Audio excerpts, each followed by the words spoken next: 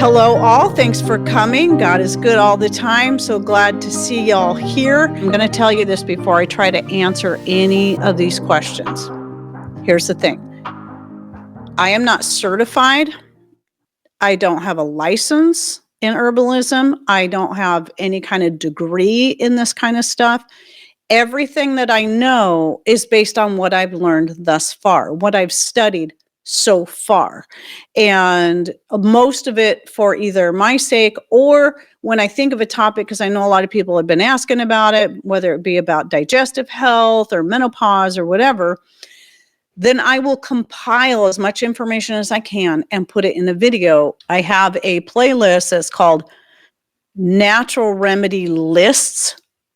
And then I have another playlist. I know I put this one down below that is Herbs and More Benefits and Uses. And the difference with that particular playlist is that's me breaking down individual herbs and their benefits, not just herbs though, other things. That's why it says Herbs and More Benefits and Uses.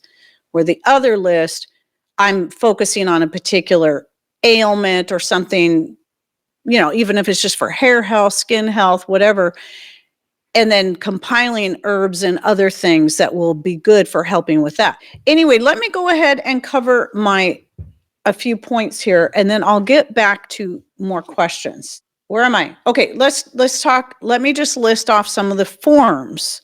So this is about using herbs as medicine. There's different ways that you can use them. So if you're new to all this, a lot of people will talk about tinctures or this or that, and it can be, you can start feeling like you're just swimming in a bunch of stuff that you're like, I don't even know what all that means. Or they make you feel like you got to tincture everything. No, you don't. There's all different forms. You have tinctures and extracts, which are, all tinctures are extracts, but not all extracts are tinctures. And I tell you, I still get confused sometimes as to which is which. So I tend to call them all extracts, but sometimes I'll say tinctures because people are a little more familiar with that word when it comes to herbs as medicine. But typically, this is just very, very general. A tincture is usually made with a spirit, so a higher proof alcohol, such as a vodka, rum, bourbon, whiskey, whatever. Okay. People will typically use vodka because it's usually the cheapest spirit you can find, and it's virtually flavorless, but it still tastes like alcohol, very strong alcohol.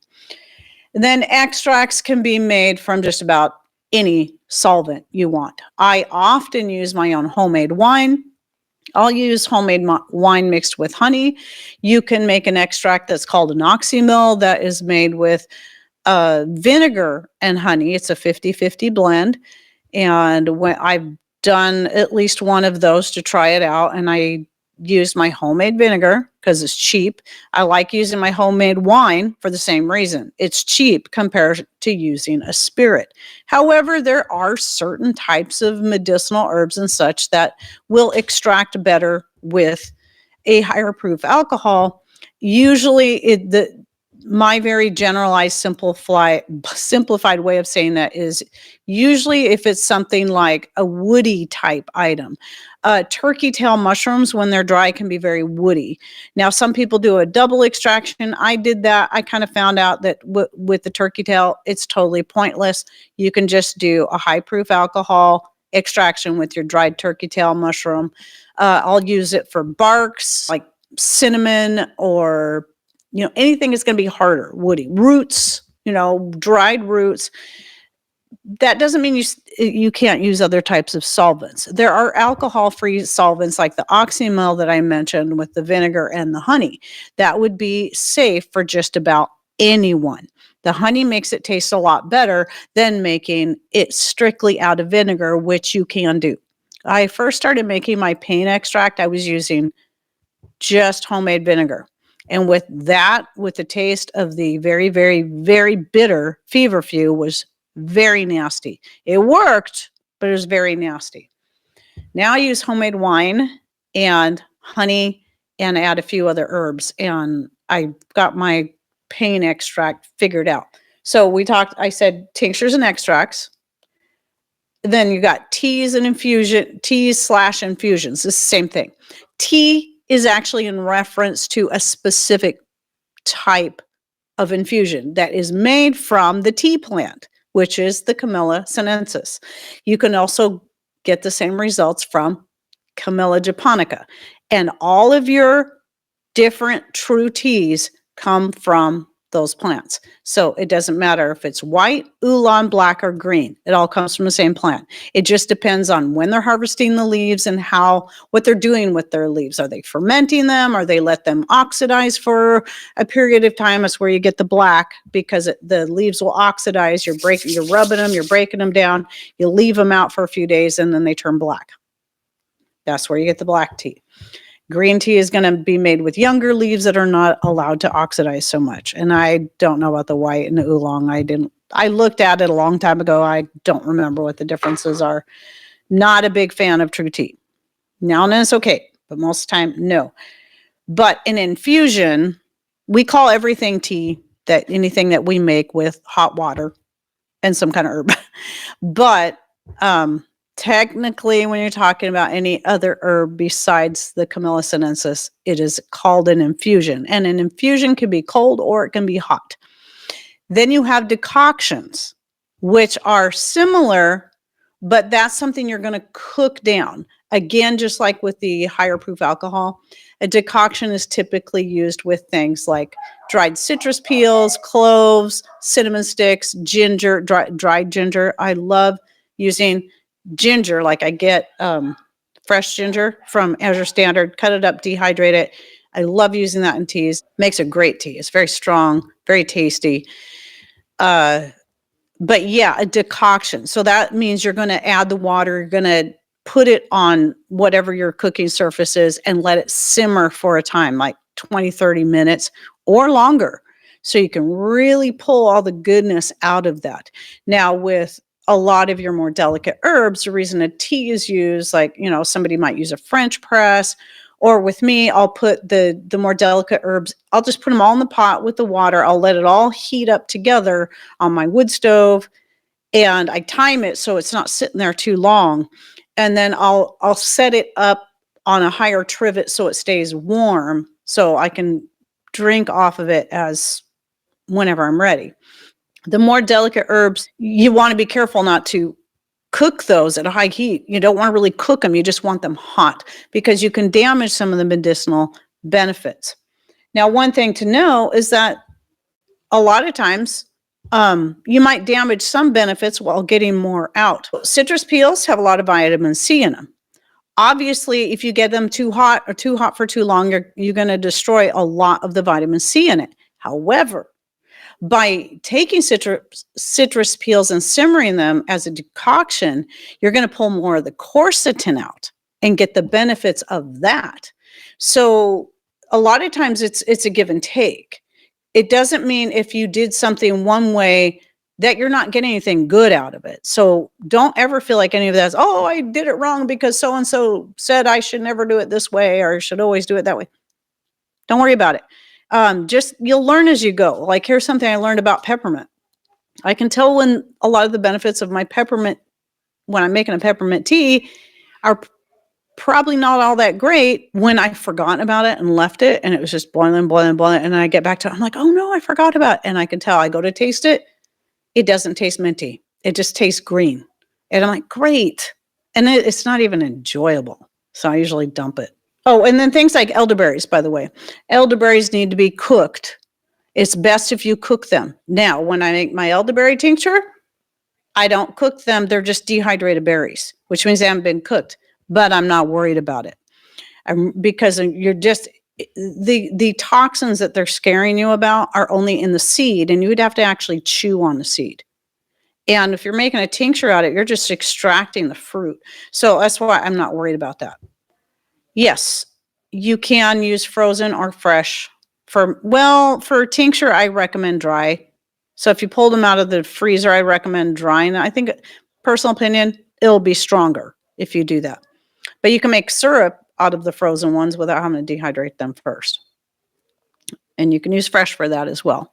So besides your teas, besides your tinctures, you can also, if you don't like either of those, you can also dehydrate different herbs and put them in capsule form, if that works better for you. Now, if you don't like spending money on the capsules or the hassle of making capsules, you can always take those herbs and just throw them in a small glass of whatever, or that powder or whatever it is, and just drink it down really fast. That's what I do when I'm taking the eggshell supplement and some other things. Just drink it down really fast and just call it good, because some things I don't like to make a tincture out of, some things I don't want to make teas out of.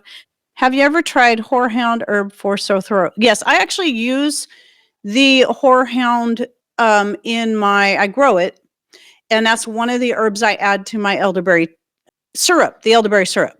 So because it's an herb, that's something that I'll, simmer the elderberries, the cinnamon, some of those kind of herbs, like a decoction. Then after I've done that, I'll take it off the heat. I'll put in the herbs, the other type of herbs, including, echinacea leaves, horehound, and a few other things, and then let them sit in there while it's cooling down, and then strain all that out. That way I'm not damaging the benefits of those herbs. What kind of antibiotic use is nasturtium good for? Any kind of infection. You're taking it internally, so it's for any infection in the body. It doesn't matter if it's a tooth infection, ear infection, sinus infection, whatever. So, and that I'd say that about any of the antibiotic type herbs. Same thing with oregano and echinacea. I'll get this question a lot on what herbs, and I know I've already seen some in the chat. What herb is best for this or that or the other thing? So again, let me refer you to my playlist. Look for the one that says Natural Remedy Lists. And then if you go to that playlist, just say view playlist, and then it will show you all the videos. I don't remember how many in there. There's quite a few where I break down all the different herbs, and not all my herbs. Sometimes it could be something like honey or diatomaceous earth or bentonite clay or even chocolate, cacao. Those different videos will help you find what's going to be good for those specific things. So I know I have one on helping with brain health, kidney health, Lyme disease, aches and pains, good for pain and inflammation, the antibiotics, the antivirals, and the list is long. I don't know. I can't remember everything. Skin health, hair health. Then the next thing is when you look at those lists. So let's just say we were talking about antibiotics. So we were talking about the nasturtium leaf. Nasturtium leaf, I think, is my personal favorite to use as a natural antibiotic. However, that does not mean that the nasturtium leaf is going to be the best remedy for you. You might find turmeric or garlic or ginger work better. And so the great thing about herbs is that there's so many out there that have very, very similar properties.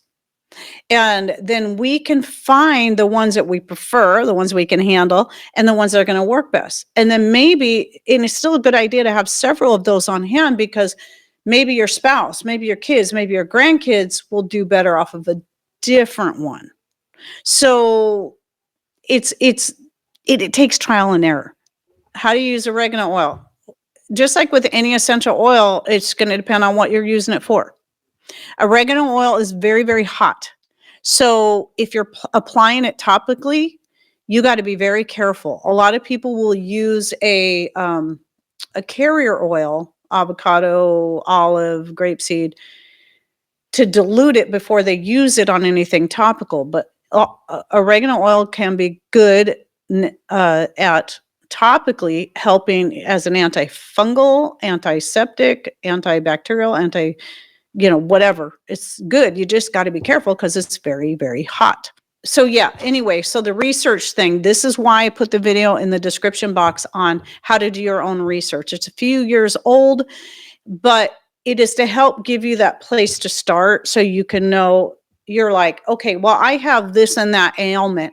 And people will come to me and I'll be like, I don't even know what that is. I've never heard of it. Or maybe I've heard of it, but I have no idea because it's not something I have researched at this time. It's not something I've put together into a video like I've done all the other ones in the natural remedy lists, which, by the way, under those videos, I also have the list typed up and then put in a separate link. All you got to do is click on that link and it will open up that list in a separate window on Patreon for free. You don't have to pay for it, but it will show you a few pictures. I like putting it there because you can see some of the pictures of some of the herbs. And then the list will just be in there, and you can copy and paste it into your own document and save it so that you don't have to write it all down. Let's say you have this list. You're like, okay, I need to find out what's good at helping with my digestive issues. So I'm going to go to Heidi's video on herbs and more for digestive health. And I'm going to look through this list and say, okay, I see feverfew, I see ginger, I see chamomile, I see this, that, and the other thing. Okay, now I'm going to find out, because I'm on this, maybe you're on a medication, or maybe you have allergies, maybe you're allergic to asters. So you got to find out what you can and cannot have. I can't tell you that because I'm not going to know what your medications you're on. I'm not a doctor, and I'm not going to know you well enough to know if it's going to work for you. And a lot of times you won't even know until you actually try it. So this goes to the next thing where people will ask, well, how much of this and that should I take? And again, I won't be able to tell you that. So something I say a lot is whenever a doctor gives you a prescription, all they're doing is making an educated guess on what you need, because they won't know. They can only guess based on what they've prescribed to other people, but it may be too much or too little for you. And so always, whenever you're getting into using any natural remedy, though herbs, generally speaking, can be pretty safe, you can still get too much of some things. And if you're allergic to it, you will definitely get too much. And so the best way to find out if it's going to work, once you've narrowed down everything else, is to simply try it in the smallest dose you can. Maybe it's just a drop of a tincture and no reaction, but no, you're not feeling any benefits, then try taking a little bit more and slowly increase from there. Don't just go, I'm going to drink a whole shot of this because, Heidi said this will work for me. So my immunologist says I should not have echinacea because I have an oversensitive immune system. Why would this be? I've heard that one a lot about the echinacea. So the reason why is because echinacea, one of the reasons it's often recommended to help prevent colds and flus is because it boosts the immune system. So if you already have a fairly overactive immune system, or sensitive immune system, it's not a good idea to take things that can boost the immune system. Echinacea being one of those. So that's a great question, because that fits exactly into what I'm trying to say. I don't have a problem with echinacea. I have found very few herbs. I can't even think of any offhand that I have issues with. Some people, because of their digestive health, might not be able to handle certain things. I know somebody was asking about taking oregano oil internally. I know I have, but it's not something I make a habit of. And even then, it would be the tiniest amount. Some people do it every day. I would only do it if I felt I absolutely needed to. And here's why, for me, my reasoning is why is because too much oregano oil, because it is so powerful, can actually disrupt the good bacteria in your gut. And you don't want that either. So it's like, think of it this way. When you go to the doctor and you get put on antibiotics, what do you usually have to do? You usually got to take some probiotics like yogurt and other fermented foods to help balance out the gut, because those antibiotics are going to kill the beneficial bacteria that's in your gut and thus, really mess up your gut flora. So you got to find that balance. The same can be done if you're taking too much of certain herbs, like oregano oil in particular, because it is so powerful. My sister took so much vitamin D, she was toxic. Yes, it can happen. The doctor said he never had seen this happen. She had taken gobs for a long time. Yep. One of the first things, and it's really hard to find this, and you'll have people that will tell you that, well, if people tell you that there's such thing as vitamin D toxicity, that's just to keep you from taking vitamin D because it's good for you because you need it. Well, not necessarily.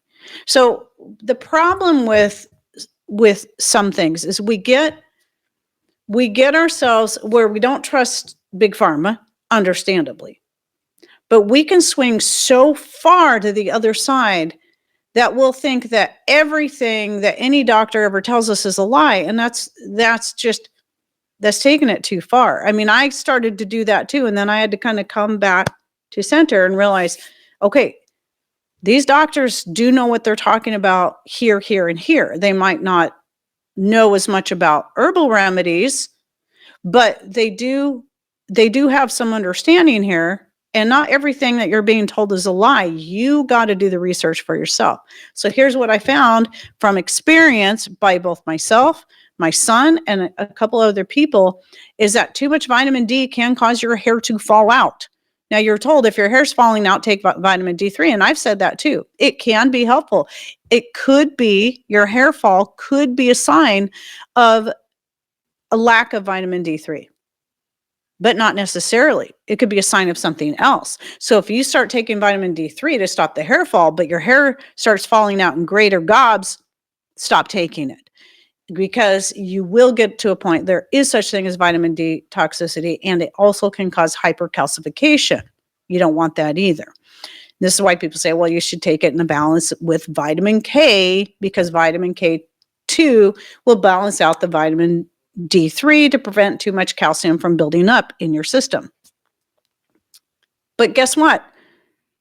A lot of your foods that are naturally high in vitamin D3, your fatty fishes, your cheeses, your egg yolks, also have K2 in their proper balance. Same thing goes with foods that are high in calcium. They also have magnesium. They need proper balance. So yes, you should get to know your body. Listen to your body. You can get good information from doctors, medical doctors. You can get good information from hardcore herbalists, but it doesn't mean all of that information is exactly going to be perfect for you, and you won't know until you just jump in and do it. So I share this story a lot, but when I decided that Patrick and I started getting more and more suspicious that we didn't need the thyroid medication. And even if we did, was there a better way? Because what happens if I can't get that medication? What happens if in a big grade down situation, I have no way to get the medications? It's the only prescription medication we were on was the thyroid medication. And we were each on it for 15 years. Because we ended up going on just months apart. So about 12 years ago, I started just reading everything I could find, research, looking up this, trying different types of word searches, and had a heck of a time. It's a lot easier to find now, believe it or not, even with all the, silencing of certain things. It's a lot easier to find information on herbs and more that are good for helping to boost the thyroid. A lot easier than it was 12 years ago. But I had to just start with the basics, getting rid of the fluoride, not drinking the city water, getting rid of all the Teflon pans, and adding things like nettle and more that's good at nourishing the thyroid. And that's where I had to start. So sometimes to find out what's best for you, it's doing the hard work yourself. Because you can't trust any one person, no matter how knowledgeable they are, no matter how experienced they are, to tell you exactly what is right for you.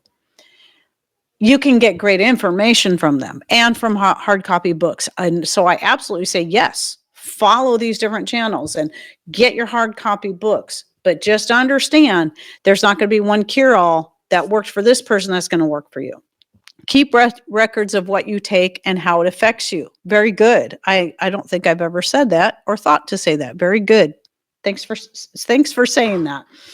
Let's see. And then the other question is, can you mix herbs? Can you mix different herbs? Well, I personally do it all the time.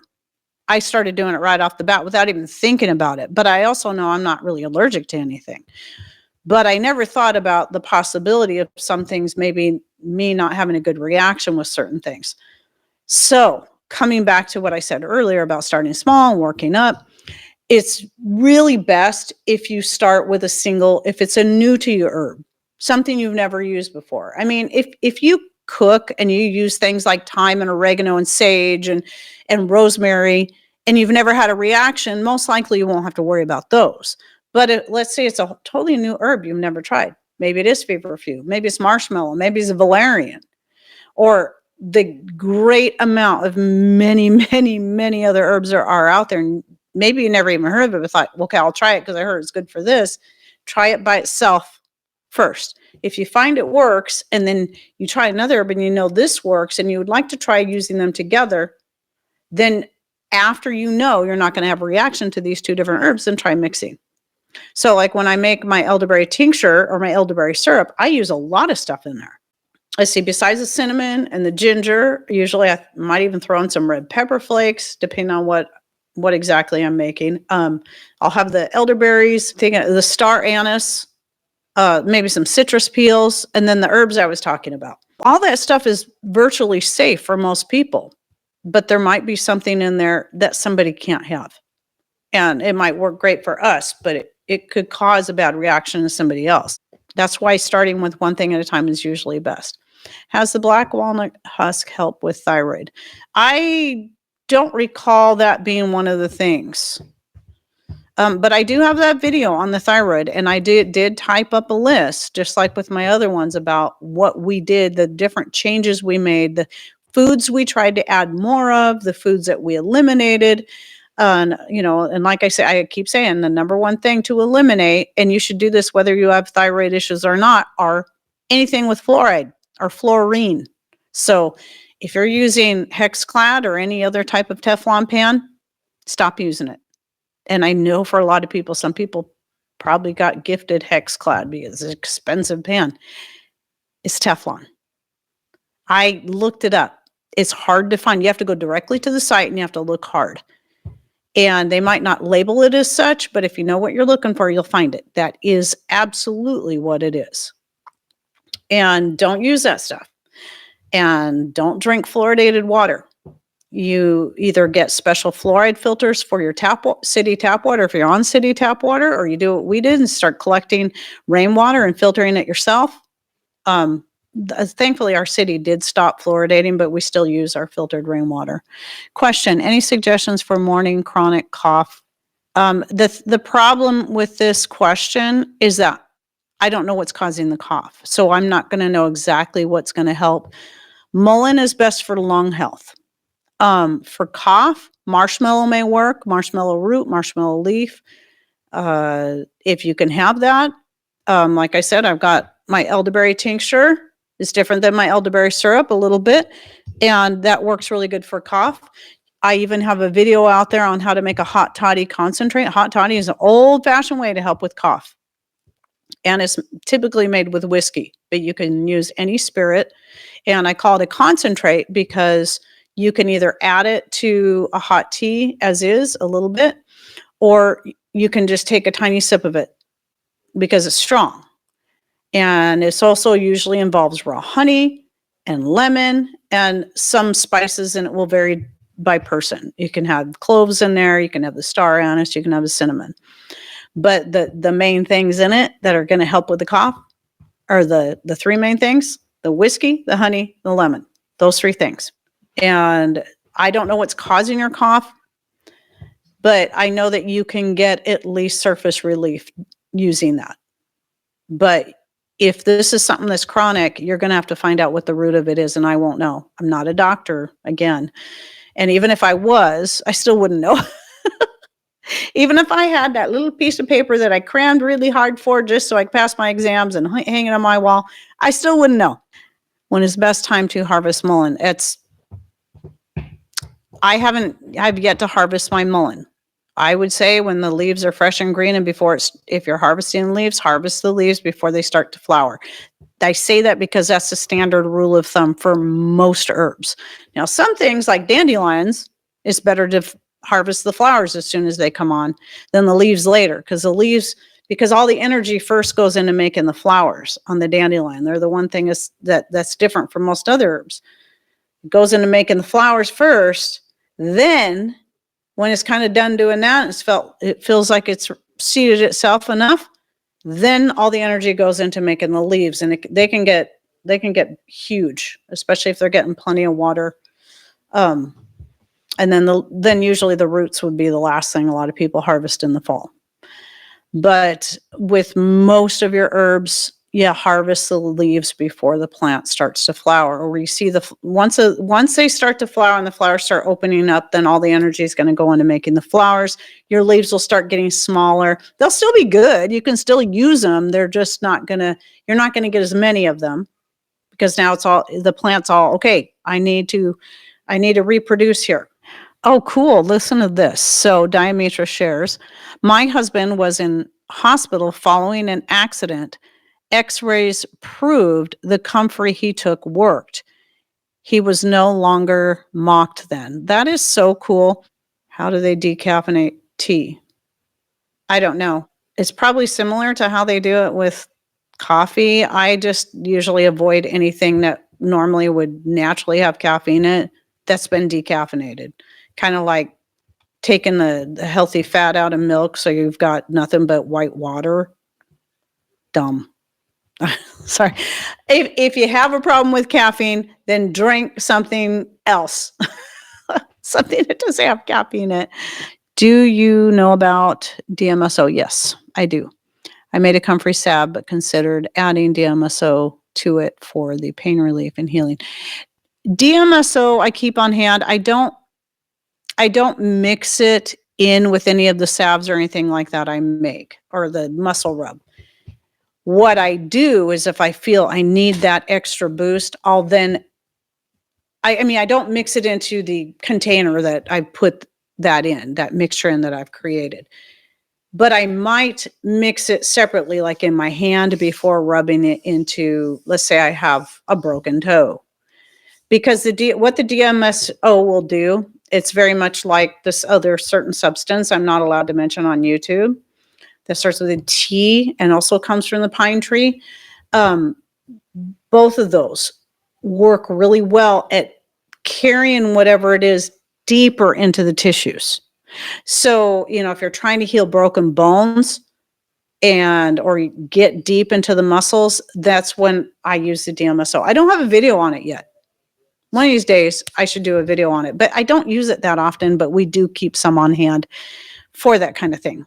But yeah, you can mix it with your comfrey salve. I just don't like mixing it permanently. I only like mixing it for if I feel I really need that little extra boost. My favorite oils to use for infusing, the one I use predominantly is avocado oil, and here's why.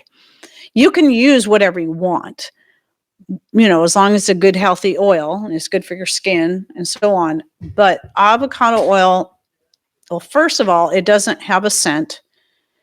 And so if you're using it like in my homemade skin cream that I sell, and I don't want to have that overpowering olive oil scent to it, I'd rather not. But I also don't like infusing with olive oil because if you keep it in too warm of a place, olive oil can go rancid.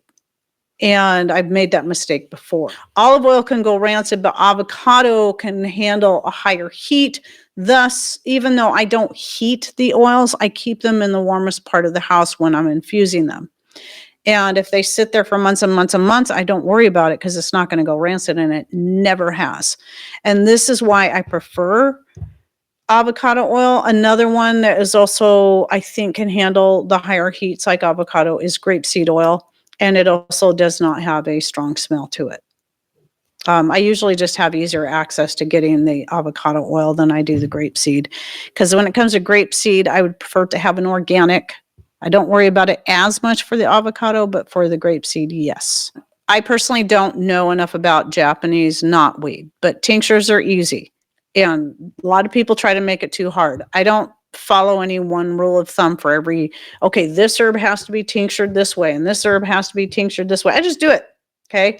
I'm not saying my way is the right way, but sometimes I think people just get too inundated with so much specific stuff because this person has this opinion that they're too afraid to try. Just do it. Just take your knotweed and dry it. I just recommend drying it personally. You don't have to, but you can, if you're making a tincture, you don't have to dry it. But I like to have dried because I think it's going to be stronger.